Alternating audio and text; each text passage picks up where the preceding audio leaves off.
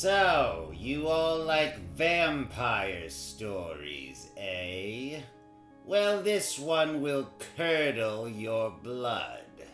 I call it Blood Type V. As my story opens, a sleek black convertible streaks along a deserted highway late one dark moonlit night. Please, Freddy, drive slower. I'm nervous. Don't worry, Jean. She handles like a baby carriage. Suddenly, from out of the gloom, a huge fallen tree looms across the path of the speeding auto. Freddy, look out! What the? There is a crash of metal and shattering glass as 2 tons of steel hurtle crazily into the fallen barrier. Then, silence. A twisted mass of wreckage lies grotesquely on a lonely country highway. Slowly, one of the occupants of the smashed car stirs, shakes his head. What happened? Jean! Frantically, Freddy struggles to free the pinned girl from the wrecked auto. She's unconscious. Got to get help. Shocked and stunned, the man staggers weakly down the road in search of aid. A light over there. Maybe have a phone. Can call a doctor. Fred Duncan, ace reporter for the Evening Sun, makes his way toward the dank form of the ramshackle house and knocks. There is no answer. No one home. Door open. Here's a phone. I'll call Doc Benson. He lives nearby. In a few minutes, another car flashes along the highway toward the scene of the accident. Here he comes.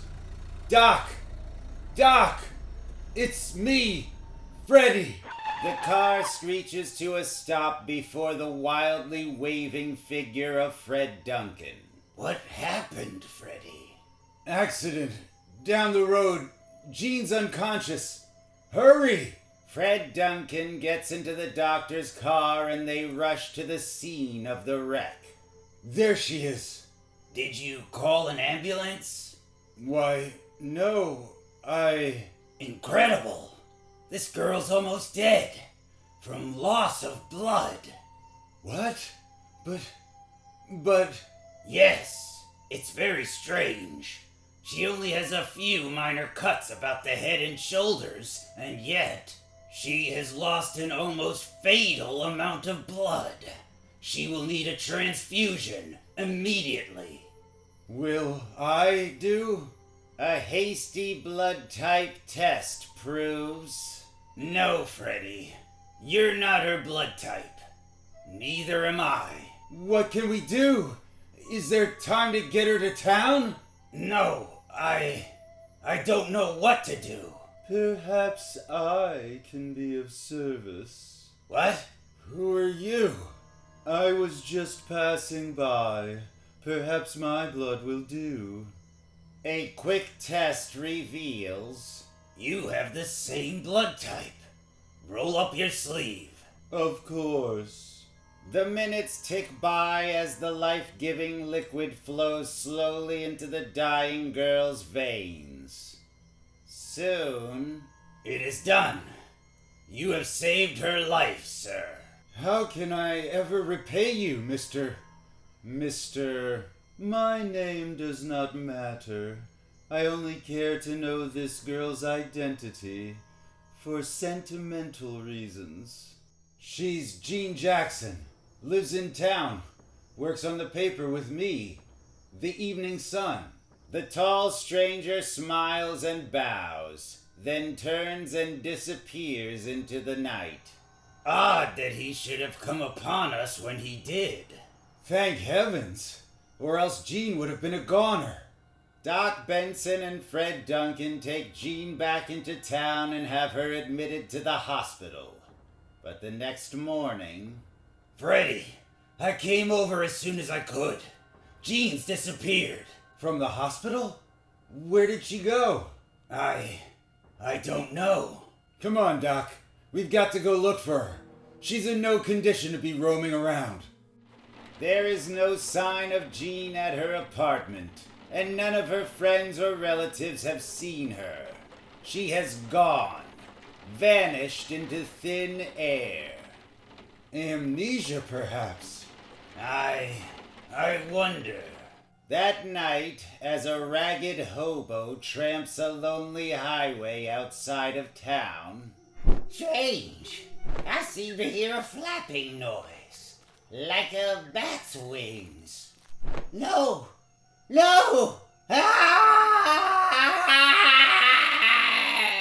And, in the blackness of the night, a twisted figure, his face distorted in pain, lies on a lonely road, dead.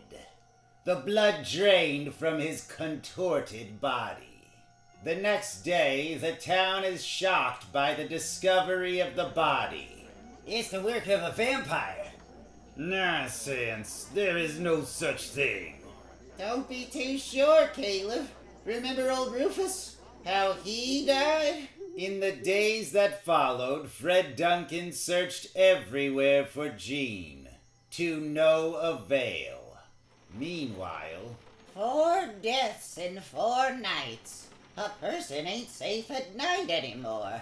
Vampires. It's madness. And then, one night, Doc Benson came to Freddy. I've been thinking about Jean, Freddy. She's in great danger, wherever she is. What do you mean, Doc? I remembered that when I examined her, among the small lacerations and abrasions on her neck were 2 small holes. That might account for her tremendous loss of blood. Then you think she was attacked by the vampire while I was calling you? Precisely. But the emergency transfusion robbed the vampire of a victim. However, it will try again. But what can I do? You've got to get that vampire before it finds her. Wait a minute. That lonely stretch of road where Jean and I had the accident. All of the vampire's victims were attacked in that same locality. If we were to go there, armed... The only method known to destroy a vampire is to drive a wooden stake through its heart. So... This is the place where the accident occurred. I'll stay here, Doc. You go on down the road. Good. Perhaps one of us will attract him. The minutes dragged into hours. And then... Yeah! Doc! Snatching the stake he had brought, Freddy rushed toward the screaming doctor. Good Lord! The vampire! It's killed Doc! Rushing up to the feasting beast, Freddy rammed the stake into its heaving chest. Inhuman devil! The vampire fell to the ground, dead. Freddy turned it over with his foot. It can't be. No. Jean, dearest. You the vampire. But how? Elementary. You, the man who saved her life. Yes, I made her a vampire.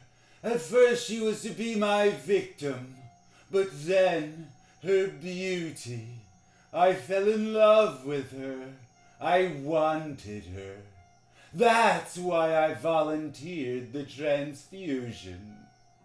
Giving her my blood made her a vampire, and she came to me.